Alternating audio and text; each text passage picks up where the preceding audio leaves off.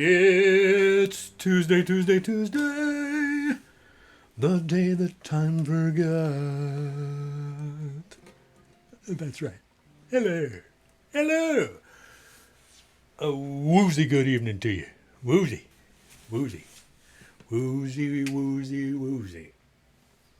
How woozy are you? Plenty woozy enough. Woozatudinous. We're all woozatudinous. This is how we do it on Tuesday nights. We meet here and we try to figure out just how odd it's going to be. Yeah. Let's not waste any time. Okay? Okay.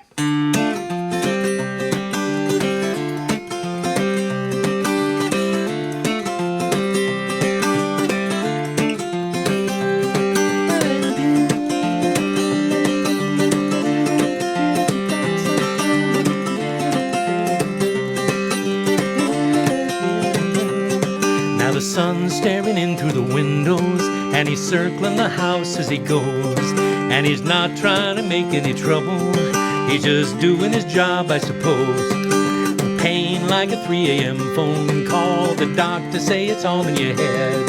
And pain like a road map of Paris, with Quasimodo hiding under the bed. And it's the same sad story, with the same dead end. And if we don't want things to go down like that, then we'll have to work together again. We'll have to work together. Now the sun's staring in through the windows, and he's circling the house as he goes. And he's not trying to cause a commotion, he's just doing his job, I suppose. And you're waiting to be further disabled by torches and pitchforks and tar, with feathers driven down from Nebraska and chicken shit all over the car. And it's the same sad story with the same bad end. And if we don't want things to go down like that, then we'll have to work together again. We'll have to work together, put our heads together.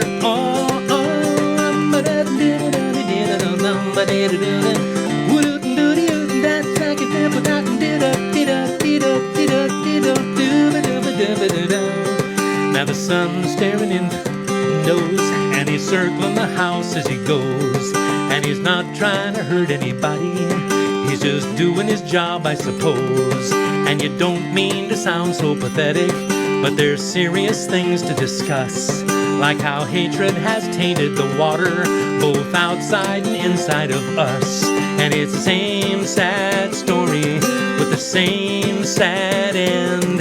And if we don't want things to go down like that, then we'll have to work together again.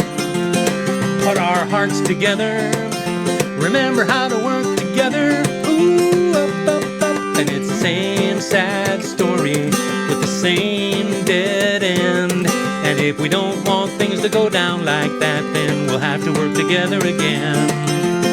Put our hands together, remember how to work together. Ooh, up, up, up, but up and eat it up, eat it up, eat up, eat up, eat up, eat up, eat up, eat it up, da da da.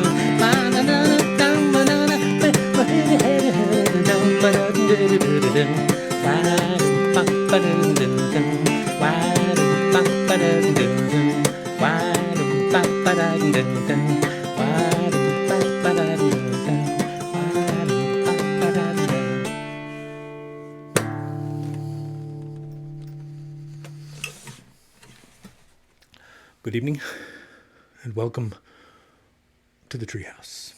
Yes, it is Tuesday, Tuesday, Tuesday, the day that time forgot. Before we go any further,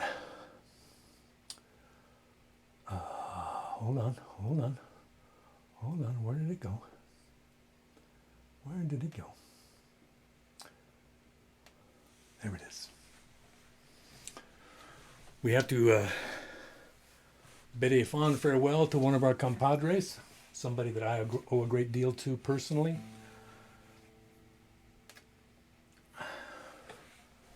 Our friend Grumpy Dan Kurtz left us this week, and got word of his passing yesterday.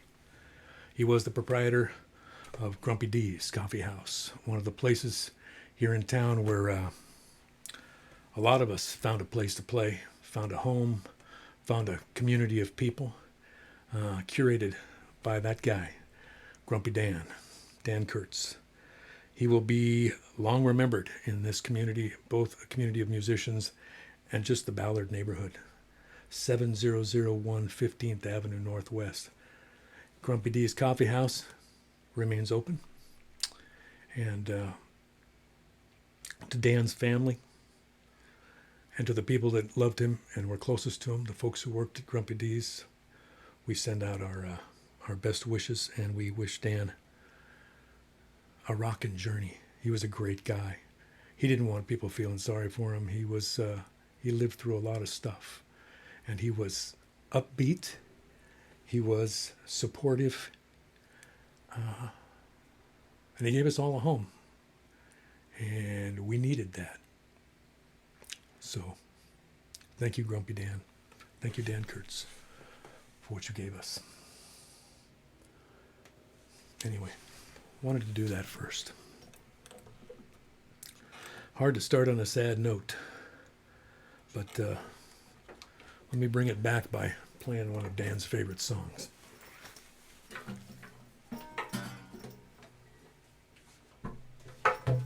Which is kind of a stomper. Featuring Joan. Yes, Joan is back. I don't know what's going on with Joan. She's just been hanging out here in the stand, and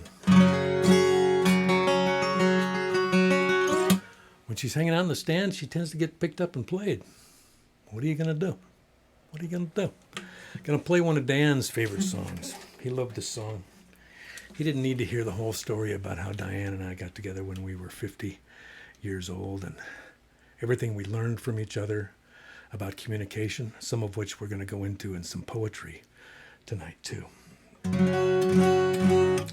Before I go any further, though, I must tell you I have been woozy. This is the third Tuesday that I've been working with something called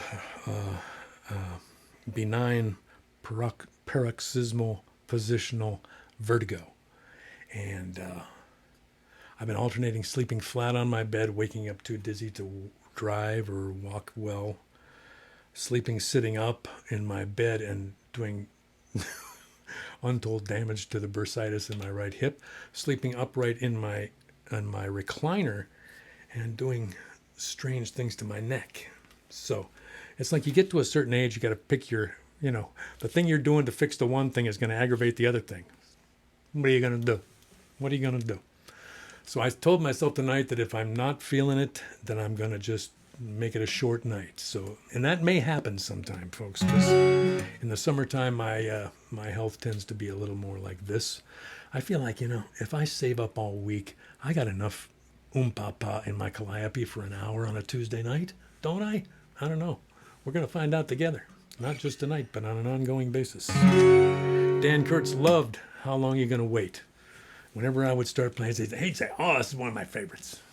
So this goes to Dan Kurtz and to also my darling Diane, the hand.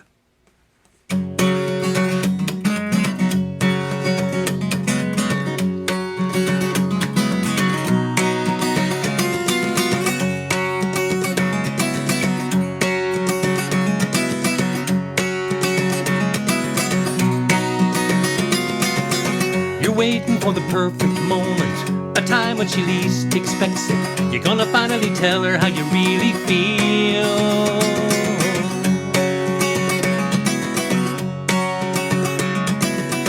How long you gonna wait for the right word? How long you gonna wait for the right time? Gonna starve while you're waiting on the harvest moon. How long you gonna wait? Waiting for the ride that might not come. Waiting for the day you don't feel dumb. Waiting in the rain is fine for some. How long you gonna wait?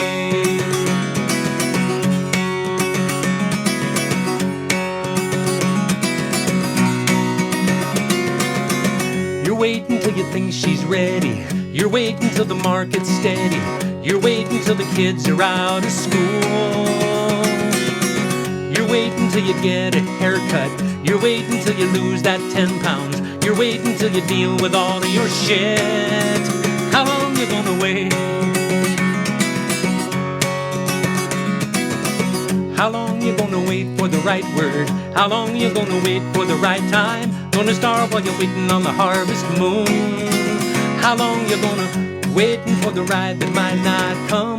Waiting for the day you don't feel dumb. Waiting in the rain is fine for some. How long you gonna wait?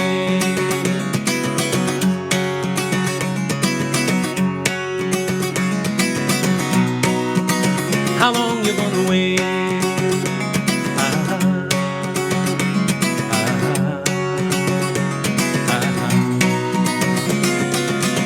You're waiting for the next reunion, though they happen only once every 10 years. Still you never want to feel that you spoke too soon. How long you gonna? You're waiting for the hip replacement, and when you're done with the physical therapy, and you can finally walk without that cane, how long you gonna wait? How long you gonna wait for the right word? How long you gonna wait for the right time? Gonna starve while you're waiting on the harvest moon. How long you gonna waiting for the ride that might not come? Waiting for the day you don't feel dumb. Waiting in the rain is fine for some. How long you gonna? You're waiting for the perfect moment, the time when she least expects it. You're gonna finally tell her how you really feel.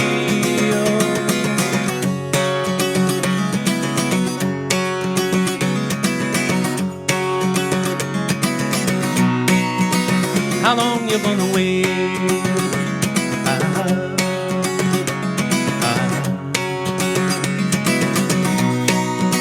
How long you gonna wait?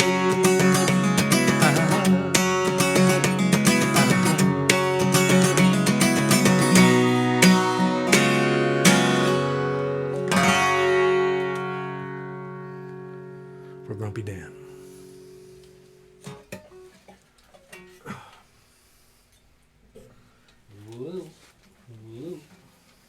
Whoa there. Whoa there, buddy. Whoa there.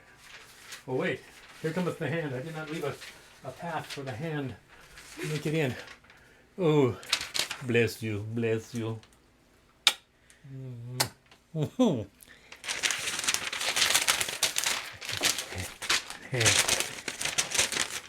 Hand. Okay, my mom and my sister here. That's good. That's good. Bill, Scott and Rhonda, Holly and Kim, Tim and Demetra. Did you guys make it home in time? What kind of? He must have exceeded the speed limit. I bet you Demetra said, Tim, we need to get home in time to watch Bill. Thank you, Demetra.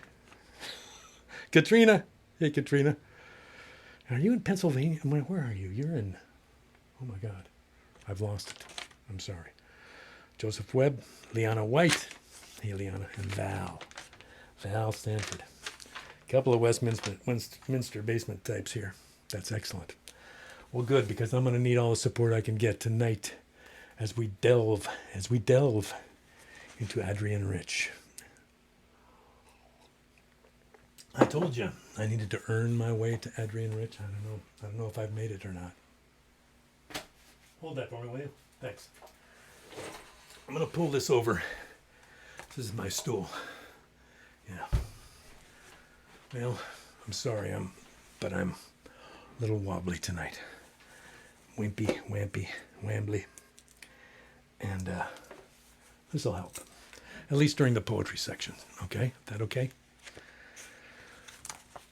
One of the greatest sequences of poems that I've ever read, for me, is 21 Love Poems, which is contained in the book, The Dream of a Common Language. This book is still in print from W.W. Norton. It doesn't look like this anymore. It doesn't look like this one anymore. What edition is this? I love this stuff. I love that I get to drag out all my old poetry and read it. It's seeing the light of day. So this is copyright 1978. Oh, we don't even know which. Maybe this is the first edition. No, this can't be the 78 edition. Oh, okay. This is the second paper edition, so it doesn't have a date. Anyway, these are poems 1974 to 1977. So when these love poems were written, you have to understand this was still a radical act. you know? This was right around the same time as that Richard Hugo film was made, you know?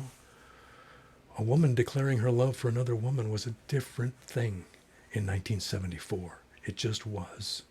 So that's part of what these poems are about. But mostly what I find amazing about these poems, and maybe I shouldn't, but how much they apply to my experience, especially with Diane, because there's some stuff about what I would call mature relationships. Even though these women were in their mid-40s when these poems were written, they'd already lived a life, so they were carrying some baggage into the relationship with them. Part of what I love about this sequence is how they acknowledge that baggage from previous relationships needs to be reckoned with in the current relationship, that it will come up. This is something that Diane and I have experienced and talked about. But anyway, I'm getting ahead of myself. There are 21 in this sequence. I'm not going to read all 21. I'm going to read 10 of them. I'm going to read the first 5, and then I think I'm going to skip to, I'll read 9, 10, 11, 12, and 13. Because these are particular favorites of mine. And I like the fact that they get a kind of a flow going between them. That's why I want to read sections, lift out, numerically sequenced pieces. So we start with number 1. Wherever in this city screens flicker with pornography, with science fiction vampires, victimized hirelings bending to the lash, we also have to walk. If simply as we walk through the rain-soaked garbage, the tabloid cruelties of our own neighborhoods. We need to grasp our lives inseparable from those rancid dreams, that blurt of metal, those disgraces, and the red begonia perilously flashing from a tenement sill 6 stories high, or the long-legged young girls playing ball in the junior high school playground. No one has imagined us. We want to live like trees, sycamores blazing through the sulfuric air, dappled with scars, still exuberantly budding, our animal passion rooted in the city. 2. I wake up in your bed. I know I have been dreaming. Much earlier, the alarm broke us from each other. You've been at your desk for hours. I know what I dreamed. Our friend the poet comes into my room where I have been writing for days. Drafts, carbons, poems are scattered everywhere. And I want to show her one poem which is the poem of my life. But I hesitate and wake. You've kissed my hair to wake me. I dreamed you were a poem, I say. A poem I wanted to show someone. And I laugh and fall dreaming again of the desire to show you to everyone I love. To move openly together in the pull of gravity, which is not simple, which carries the feathered grass a long way down the up-breathing air.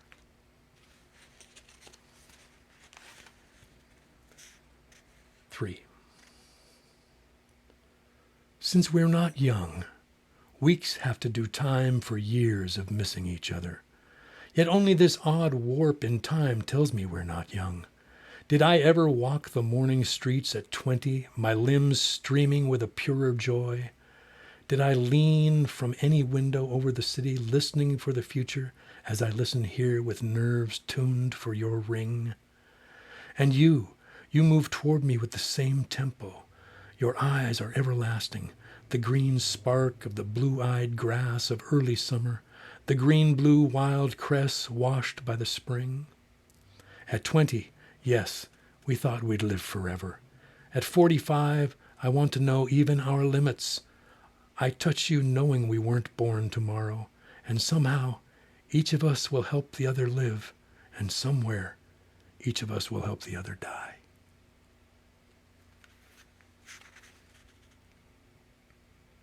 4. I come home from you through the early light of spring flashing off ordinary walls, the Pez Dorado, the discount wares, the shoe store. I'm lugging my sack of groceries. I dash for the elevator where a man, taut, elderly, carefully composed, lets the door almost close on me. For God's sake, hold it, I croak at him. Hysterical, he breathes my way. I let myself into the kitchen, unload my bundles, make coffee, open the window, put on Nina Simone singing Here Comes the Sun. I open the mail, drinking delicious coffee, delicious music, my body still both light and heavy with you. The mail lets fall a Xerox of something written by a man, aged 27, a hostage, tortured in prison. My genitals have been the object of such a sadistic display, they keep me constantly awake with the pain. Do whatever you can to survive. You know, I think that men love wars. And my incurable anger, my unmendable wounds break open further with tears. I am crying helplessly, and they still control the world, and you are not in my arms.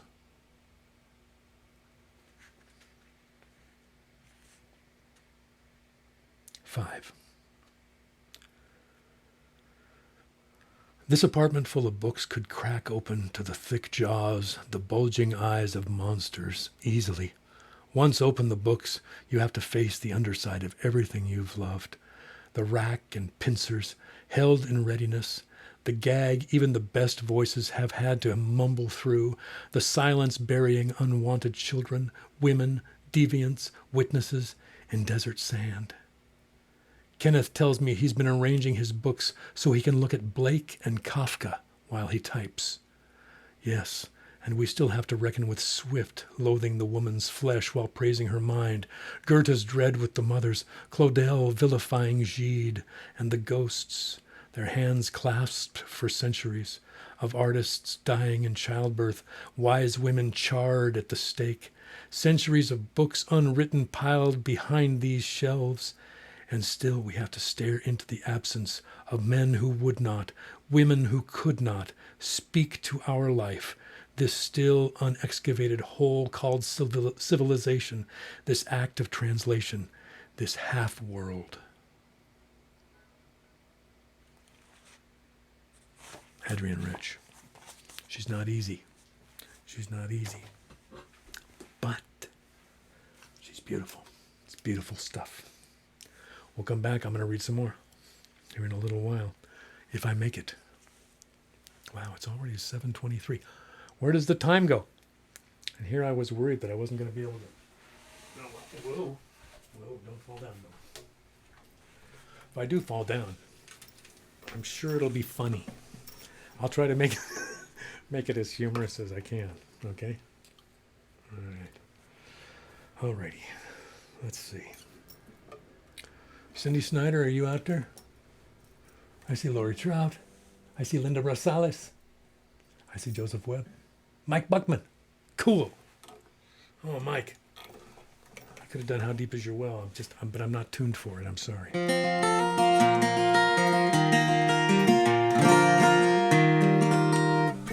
Well, I don't know. I don't see Cindy, so. Cindy, if you're out there, make your presence known. Write a little comment so I know you're there, okay? In the meantime, one of my favorite songs that I've ever written, and this is from a long time ago, so it's kind of cool. You've heard me do it before. Little mystery beverage first, if you don't mind. She's here. Thanks for the cup, Mom. Oh, the hand says Cindy's here. Good. All right. Well, now I don't know. Stand by, Cindy. I'm going to do this one first.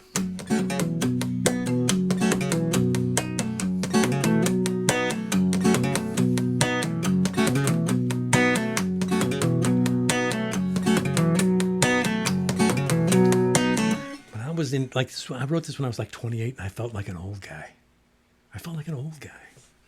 You know, I was bemoaning my lost youth at 28. Wow. How little I knew. But I was feeling some real stuff because it resonates now.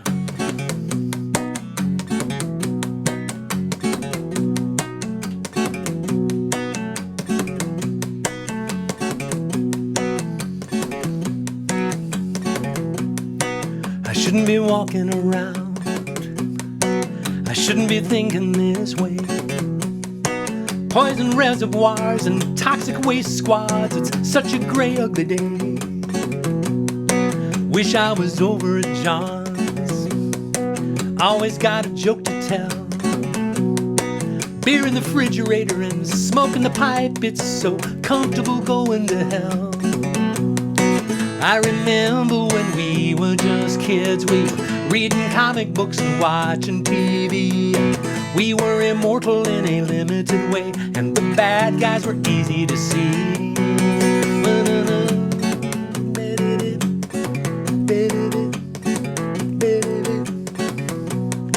My friends all hate their jobs.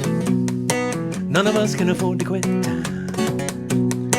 lot of people waving from the top of the heap, but for most of us this could be it. I don't usually talk like this. I try for rhythm and rhyme. I want to show my folks that I'm really good at something, but in the mirror I just see passing time. I remember when we were just kids, we were smoking cigarettes and staying out late. We were immortal in a limited way, and we loved what we'd learned to hate. Yes, we did. Yes, we did.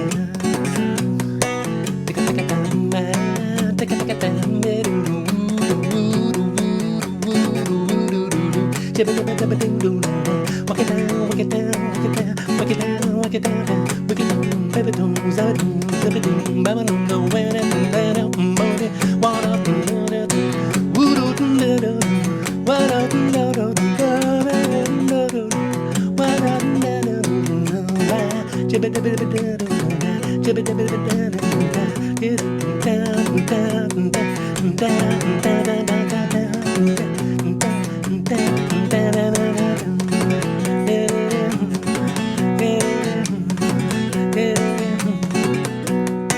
Maybe I should call in sick. Maybe I should call back dead. With all of this anger and these schizoid dreams, it'll take all day to empty my head. Wish I was over at John's. Always got a joke to tell. You know what's over at John's? It's so comfortable flying to hell. I remember when we were just kids, we were reading comic books and watching TV. We were immortal in a limited way, and the bad guys were easy to see. And they never looked like you or me. No, they never looked like John or me. Wish I was over in John's winning on it.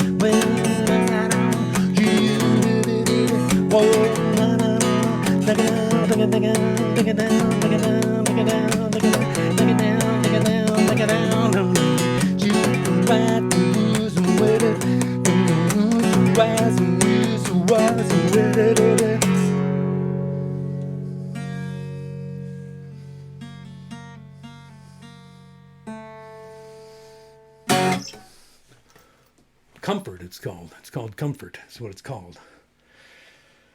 And it kind of goes like that. So I think that's the way I remember it. Something like that. It sounded a little different when I was 28. A lot of things did, though. Same guitar strap, though. I didn't fall down during that, did I? I'm not sure I'd know if I did. Uh-oh. Oh, I sense a presence. I sense an ethereal kind of presence, a kind of a way, like an angelic force, a feathery. To what do I owe this return visit?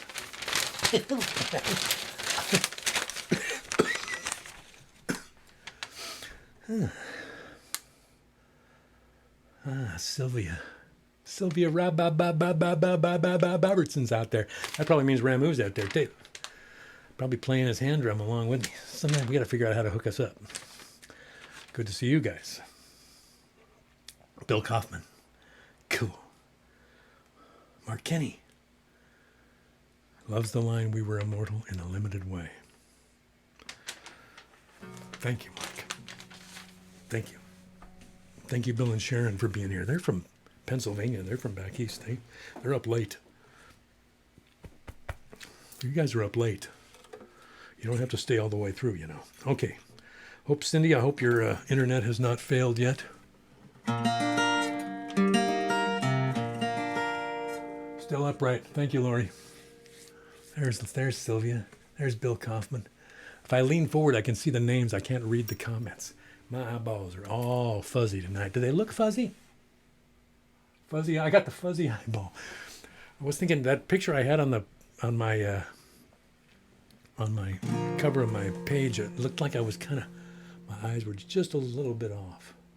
Sylvia says they're here on their 30th anniversary. Oh my God! This is Ray and Sylvia's 30th anniversary.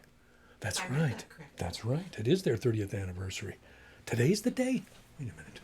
What day is this? Is the 7th. Ray and Sylvia. I sang at their wedding. I should have prepared. Darn it. I don't think I could do it. This is their 30th wedding anniversary. I played and sang at their wedding. Yeah, up there on the creek, up there on Libby Creek. Yeah. Wow. I remember that day. All the guys were there. All the gals were there. Everybody was there.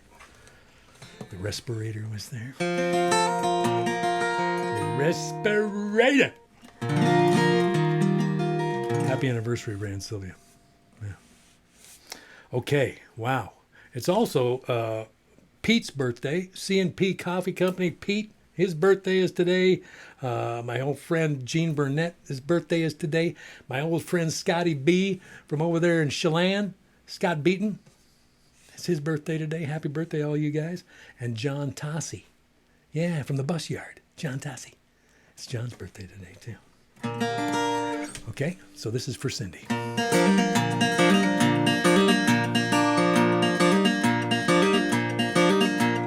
damn right, baby, I'm tight. I plan to stay that way for the rest of the night. There ain't enough on the news to tell who's wrong and who's right. I did a little drinking so I could stop thinking, and now I drink to think too much. All of this is just a mirage. The military complex, the mortar barrage. Step into my new mental montage. Well, I did a little drinking so I could stop thinking, and now I drink you think too much. Well, I was thinking about the Russians again. It's a confrontation nobody wins. And the next thing I knew, I was diluting my vodka with gin. Now don't try to argue with me. I turned off my head when I turned on the TV. I'm gonna sprout some roots and make like a tree. Well, I did a little drinking so I could stop thinking, and now I drink you think too much. Well, I was thinking about the CIA. It's a symptom of moral decay. When you're lying in bed and you still gotta watch what you say. Now, baby, I think you understand how a thinking man's head can get all out of hand. Well, I got no solutions, but I did have a plan. Well, I did a little drinking so I could stop thinking, and now I drink you think too much. Well, I did a little drinking so I could stop thinking, and now I drink you think too much.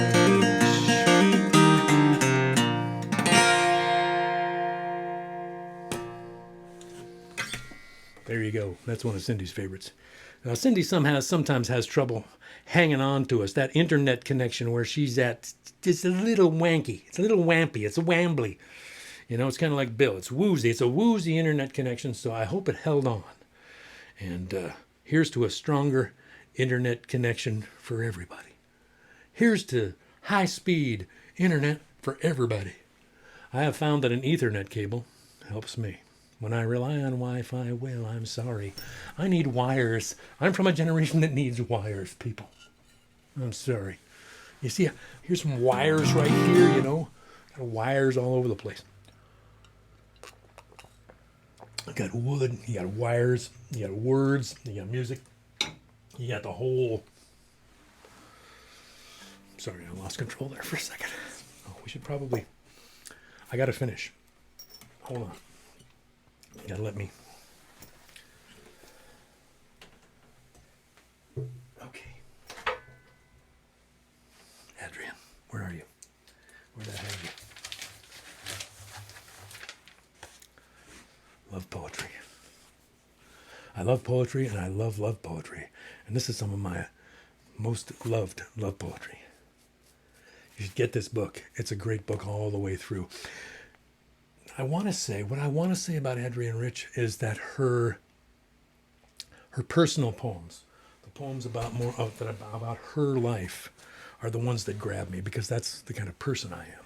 She writes a lot of more observational stuff, and it's very accurate and it's very. I don't want. It seems like anything I'm going to say about it is going to undersell it. It's world-renowned poetry. All of it. But the stuff out of her own life, out of her particulars, is the stuff that impacted me the most. And it's probably because of the age I was when I first read her. And, I'd read Diving into the Wreck, I think was the first book of hers that I read. But then when I got a hold of this one,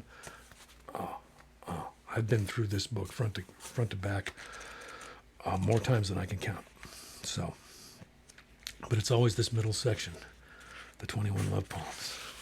Baby. So we're dipping back in at number 9. Your silence today is a pond where drowned things live. I want to see raised, dripping, and brought into the sun. It's not my own face I see there, but other faces, even your face at another age. Whatever's lost there is needed by both of us. A watch of old gold, a water-blurred fever chart, a key. Even the silt and pebbles of the bottom deserve their glint of recognition. I fear this silence, this inarticulate life. I'm waiting for a wind that will gently open this sheeted water for once and show me what I can do for you, who have often made the unnameable nameable for others, even for me. 10. Your dog, tranquil and innocent, dozes through our cries, our murmured dawn conspiracies, our telephone calls. She knows. What can she know?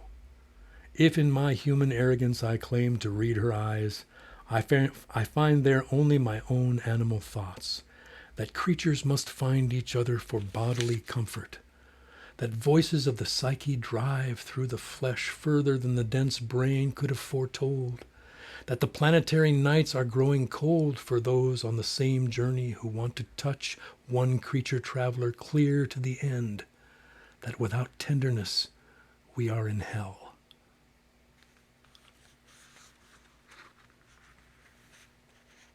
"11. Every peak is a crater.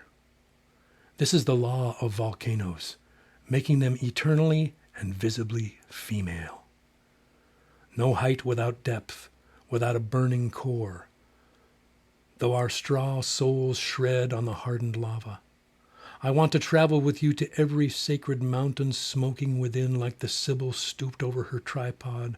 I want to reach for your hand as we scale the path, to feel your arteries glowing in my clasp, never failing to note the small, jewel-like flower unfamiliar to us, nameless till we rename her, that clings to the slowly altering rock, that detail outside ourselves that brings us to ourselves. We were here before, knew we would come, and sees beyond us." That last line is, was here before us, knew we would come, and sees beyond us. 12. Sleeping, turning in turn like planets rotating in their midnight meadow. A touch is enough to let us know we're not alone in the universe, even in sleep. The dream ghosts of two worlds walking their ghost towns, almost addressing each other. I'm wakened to your muttered words, spoken light or dark, years away, as if my own voice had spoken. But we have different voices, even in sleep. Our bodies so alike and yet so different, and the past echoing through our bloodstreams is freighted with different language, different meanings. Though in any chronicle of the world we share, it could be written with new meaning. We were two lovers of one gender. We were two women of one generation.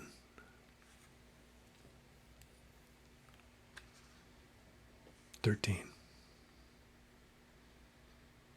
The rules break like a thermometer. Quicksilver spills across the charted systems. We're out in a country that has no language, no laws. We're chasing the raven and the wren through gorges unexplored since dawn. Whatever we do together is pure invention. The maps they gave us were out of date by years.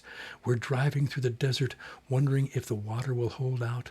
The hallucinations turn to simple villages. The music on the radio comes clear. Neither Rosenkavalier nor Guten Dämmerung, but a woman's voice singing old songs with new words, with a quiet bass, a flute plucked and fingered by a woman outside the law. A flute plucked and fingered by women outside the law." Here endeth the dip into an inadequate dip into Adrienne Rich. It's hard to do her justice. It's hard to do her justice. You have to practice her poems. You have to know them. You have to internalize them because they read beautifully off the page. But in my mouth, they tend to get gummed up, especially when I'm woozy. So, what are you going to do, Bill? What are you going to do? I know. You're going to do your best, right? That's what you're going to do. Yeah, that's what I'm going to do. Okay, what else I got for you?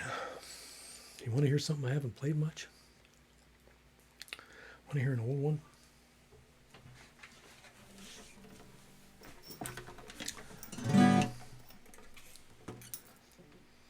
Let's see if I can play this.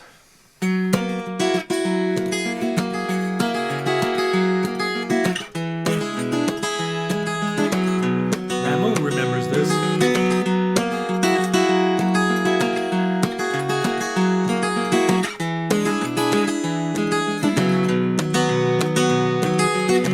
One life is to suffocate, while another steps right through bodies. Each breath is a piece of death, each death another clue. Bodies, printed words and stereos, move them with a warm breeze. Bodies, videos and rented friends, 3 or 4 or 5 degrees. Bodies,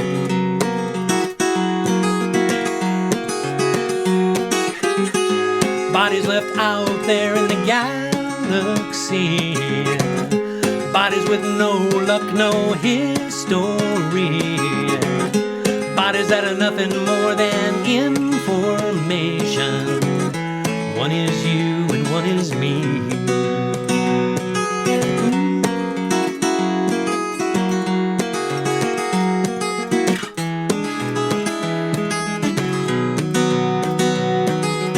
They need machines to figure out what they can really do. Bodies,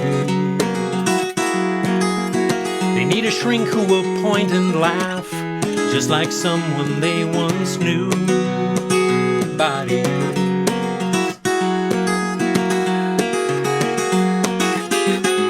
bodies left out there in the galaxy, bodies with no luck, no history, bodies that are nothing more than information. One is you, one is me.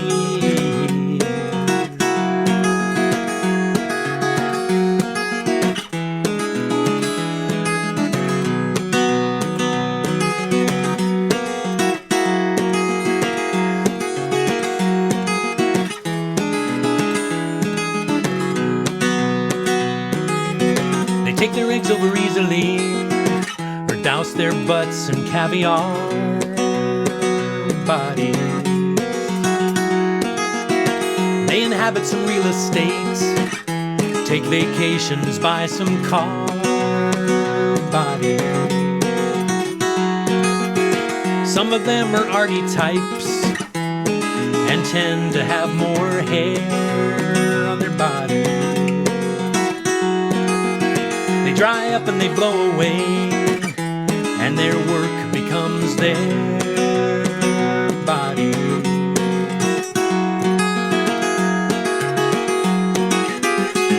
Bodies left out there in the galaxy, bodies with no luck, no history, bodies that are nothing more than information.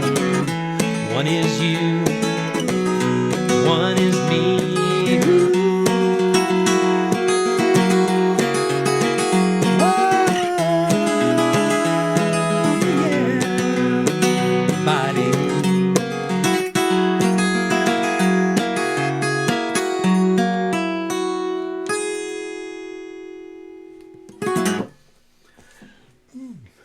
Something like that.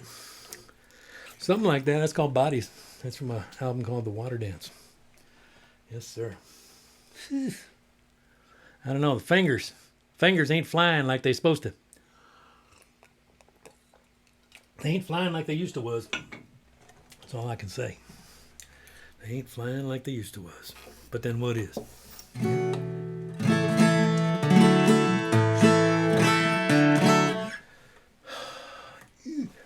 Diane wanted to hear one. Yeah. Diane wanted to hear this one. So I've got a song called This One, but that's not the one she wanted to hear. She wanted to hear this one. But not that one. But not this one. But this one. Okay, Bill. Just shut up and sing, all right? All right, buddy? Your speech is starting to sound woozy.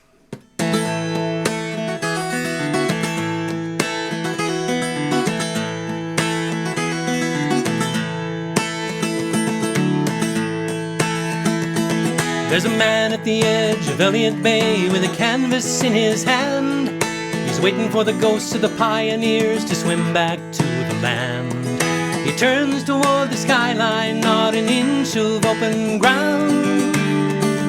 It's the hard way, but he's still looking for Old Town. Old Town, Old Town. The weight he carries with him like a prison ball behind. He's sticking real close to the crosswalks and reading over all of the signs. Barely been away, but now a stranger's stumbling around. It's a wrong turn, but he's still looking for Old Town. Old Town, Old Town.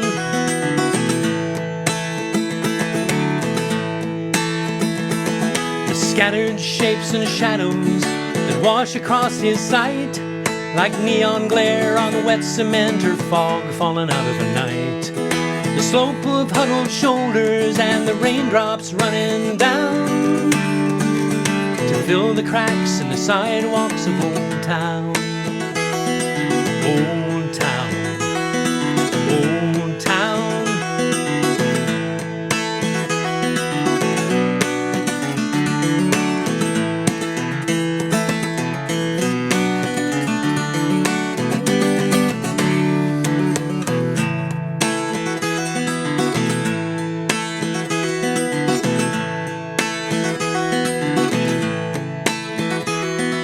Somewhere there's a wood-framed house with shutters painted blue. He can see the upstairs window, he can still remember the view.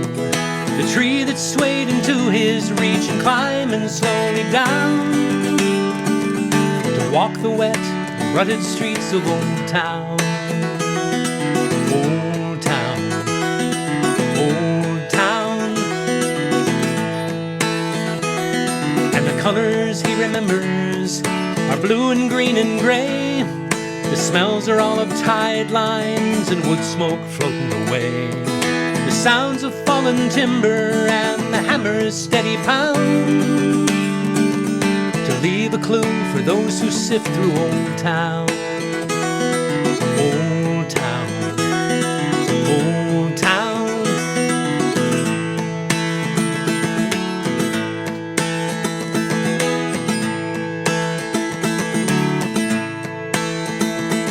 There's a ghost at the edge of Elliott Bay with a canvas in his hand. He's waiting for the rest of the pioneers to swim back to the land. He turns toward the skyline, not an inch of open ground. It's the hard way, but he's still looking for Old Town. Old Town, Old Town. There's no Old Town.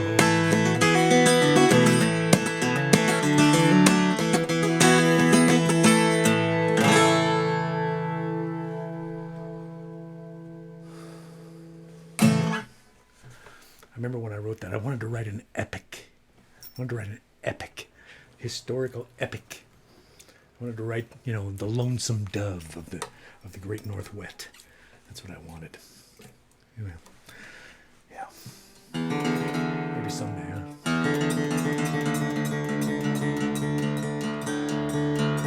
Well, I don't know what time it is, but it's. I'm gonna wrap it up here, folks. I'm going to wrap it up here because I'm just a little woozy. I want to say once more, rest in peace, Dan Kurtz. Thank you for all that you gave us. Your community, your friends, we will not forget you. Okay? All right. And as far as I know, Grumpy D's is open for business.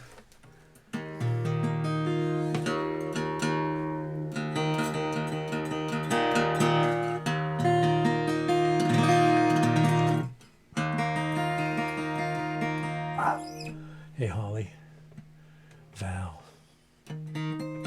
Sylvia, Bill Kaufman. Thanks, guys. So this song was written probably as I was passing through Eugene. So probably Bill Willem probably had some part in this song coming into being. Since Bill's house was where I used to stop.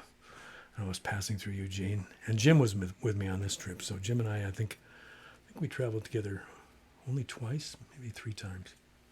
Yeah, maybe. Anyway, so the first verse of this was written in the passenger seat of Jim's van. We were driving, I believe we were driving between, I think we were heading for Ashland, right? We were going to see Gene Burnett, whose birthday is today, down in Ashland. That might have been the time that Gene brought a cassette that he had bought, I think, at a Goodwill store in Ashland, Oregon, and it was one of my old coffee house tapes from Whitworth. I'm pretty sure that was it. It was that trip. I hadn't seen Gene in a long time. I love all the memories, even if they're getting a little woozy with age. And then the last verse of this, the one where my dad snuck in. I was sitting at the dining room table at my sister's house in Puyallup. Yeah. And I got the last verse. I got the third verse. And the last verse, I finished the song at her dining room table, and my dad made an appearance. This was probably 93, 94. I think Alice had been born, but James had not been born yet, so in there somewhere. My dad was showing up at regular intervals at that point.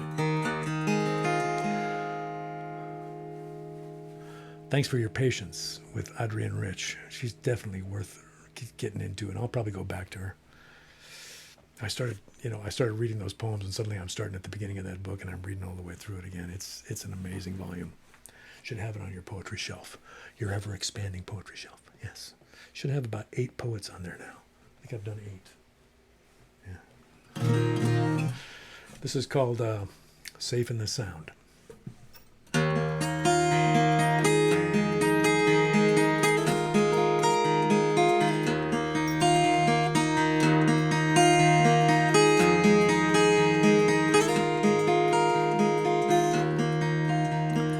Safe in the sound, I'm writing this down while Jim takes a turn at the wheel, scanning the trees that fly by me for whatever they choose to reveal.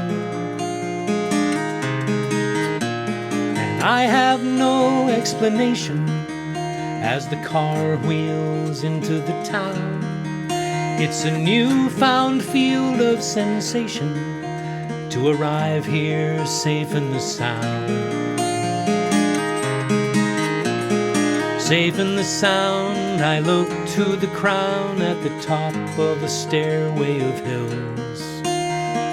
Under those stars I'll tune my guitars as the voices inside grow still. And soon I'll be sharing my moments as friends rise out of the ground, passing out mirrors and tokens in this place where I'm safe in the sound.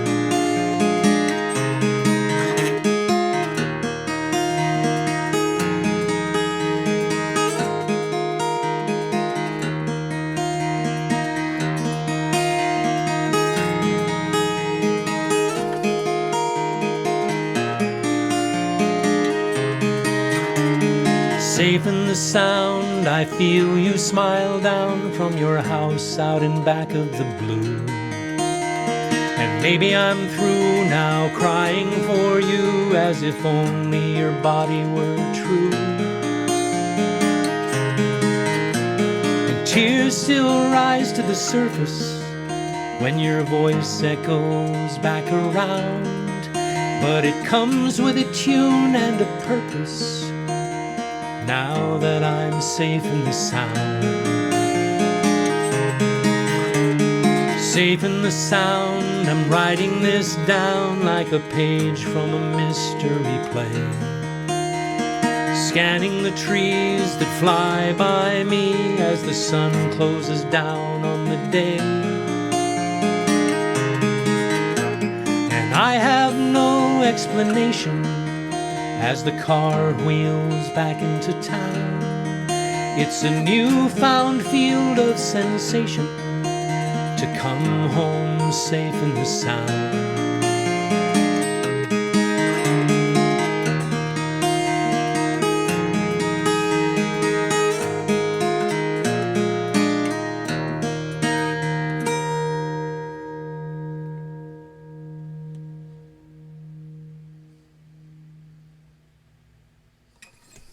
There you go, gang. Thanks for trusting me for another Tuesday. I'll try not to be as woozy. This thing is not supposed to last forever. What are you going to do? It's a cheap buzz, but, I could do without it, really, Because it's, yeah, Chris Lunn. Hey, Chris. Oh, man. Thanks, you guys. Thank you. Thank you, Kathleen. Thank you, Kathleen. Yeah. What did I want to say to Kathleen? She sent me a really nice message a couple of weeks ago. I'm getting to know some new people, and I'm getting to see some old friends that I don't usually get to see, and that had a hard time making it out to my shows. So thank you for that. Thank you for being those friends, and for coming here and trusting me with an hour of your Tuesday. Okay? Yeah. I'll try to continue to be worthy of your trust. Okay, Adrienne Rich. Check her out. See you next week.